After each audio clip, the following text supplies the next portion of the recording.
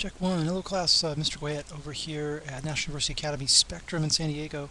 Just wanted to check in with you about your AP US History A course and go over a few things for the introduction and then Unit 1.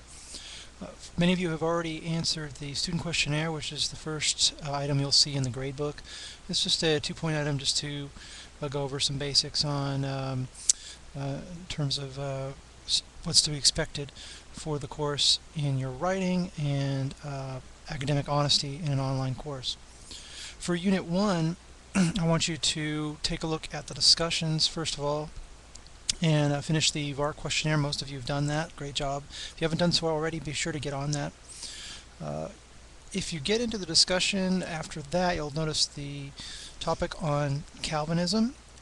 Please address that, but don't limit your discussion just to the Puritans and just to Calvinism as it is understood by the Puritans. To get into, if you would, some of the dissent, dissent by Anne Hutchinson, Roger Williams, and then later you could also talk about Lord Baltimore or George Calvert, because what's happening is a lot of you are writing about American Foundation as being an impulse from one single religious viewpoint or agenda, and that's just not the case.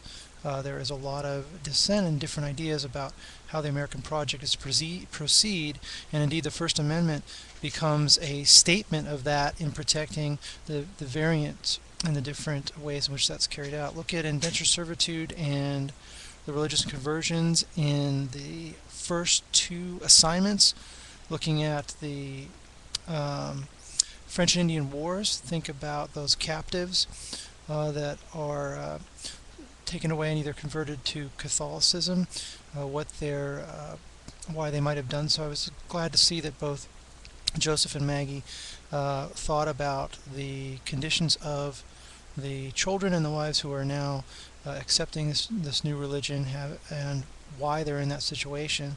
I think you handled that with a lot of thought and a lot of respect for that time period and the individuals experiencing that, instead of just jumping on the topic with one religious or cultural standpoint in mind. Look at, when you're reviewing the section on indentured servitude, it was really good to see that Joseph and a few others had written very intelligently on the subject, taking the time to read the essay, the primary source documents. Go ahead and when you're reading those, go ahead and include some of that content in your essays. If you know it's cited either using MLA or Chicago style Insight citation, you can go to, or in-text citation, you can go to Purdue OWL if you'd like, and you can see the style there for your in-text citations for MLA. Or you can use APA if you wish. When talking about indentured servitude, make sure that you read that whole section. Try to fit in a few quotes that will illustrate your point well. That way your first draft will become your final copy if you've done a good job, and we can move on to Unit 2 and into the next set of topics and discussion. If you have any questions, please feel free to look for me online. You can, of course, email me. I can also be reached on Skype, and you have that information in the announcements. If anything else comes up, you need to reach me. If you have questions about the units, don't hesitate to do so.